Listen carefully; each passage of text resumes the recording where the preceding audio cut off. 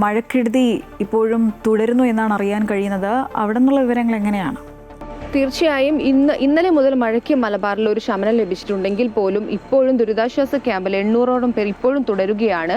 ഇവിടെ നമുക്കറിയാം ഇന്നലെ രാത്രി മാത്രമാണ് മഴ പെയ്തിരുന്നത്. അതിന് തൊട്ട് മുന്നേ മഴ മാറി നിന്നതിനാൽ തന്നെ ഈ റൂറൽ പ്രദേശങ്ങൾ ഉൾപ്പെടെയുള്ള വെള്ളപ്പൊക്ക ഭീഷണിയുള്ള മേഖലയിൽ നിന്നും വെള്ളം ഒഴിഞ്ഞു തുടങ്ങിയിരുന്നു. ഈ മേഖലയിൽ ശുചീകരണ പ്രവർത്തനങ്ങൾ ഉൾപ്പെടെ നടത്തുകയായിരുന്നു സന്നദ്ധ സേവന പ്രവർത്തകർ. കോഴിക്കോട് കണ്ണാടിക്കൽ കക്കോടി ഈ മേഖലയിലായിരുന്നു രൂക്ഷമായ വെള്ളക്കെട്ട് അനുഭവപ്പെട്ടിരുന്നത്. ഈ മേഖലയിൽ സന്നദ്ധ സേവന പ്രവർത്തകർ ഇറങ്ങി വീട് ശുചീകരണത്തിലുള്ള നടപടിക്രമങ്ങൾ ഇന്നലെ തന്നെ ആരംഭിച്ചിരുന്നു. എങ്കിൽ പോലും വീട്ടിലേക്ക് പൂർണ്ണമായി മാറാൻ ഇവിടുത്തെ ആളുകൾക്ക് കഴിഞ്ഞിട്ടില്ല. നിരവധി പേരാണ് ഇത്തരത്തിൽ ക്യാമ്പുകളിൽ തുടരുന്നത്. അതുകൊണ്ട് തന്നെ ഇന്ന് ജില്ലയിൽ യെല്ലോ അലേർട്ടാണ്. ഇന്ന് ക്യാമ്പുകളായി പ്രവർത്തിക്കുന്ന സ്കൂളുകൾക്ക് ഇന്ന് ജില്ലയിൽ അവധി പ്രഖ്യാപിച്ചിട്ടുണ്ട്. ഇവർ ഈ ക്യാമ്പ് തുടരുന്നവരെ ഈ സ്കൂളുകൾക്ക് ഇവിടെ അവധിയായിരിക്കും. കണ്ണൂർ, കാസർഗോഡ് ജില്ലകളിലാണ് ഇന്ന് ഓറഞ്ച് അലേർട്ട് ഉള്ളത്. കോഴിക്കോട് ജില്ലയിൽ ഉൾപ്പെടെ ഇന്ന് യെല്ലോ അലേർട്ടാണ്.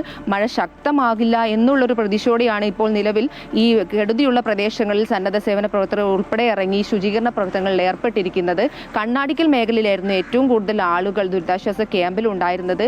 ഈ മേഖലയിലുള്ളവർക്ക് എല്ലാ ജില്ലാ ഭരണകൂടത്തിന്റെ നേതൃത്വത്തിൽ എല്ലാ സൗകര്യങ്ങളും ഏർപ്പെടുത്തിയിരുന്നു. ചിലർ ബന്ധുവീടിലേക്ക് ഉൾപ്പെടെയായിരുന്നു മാറിയിരുന്നത്. ഈ മേഖലയിൽ വൈദ്യുതി കഴിഞ്ഞ 5-6 ദിവസങ്ങളിലായി വൈദ്യുതി ഉൾപ്പെടെ ഉണ്ടായിരുന്നില്ല. എല്ലാവരും കടുത്ത ദുരിതത്തിലായിരുന്നു.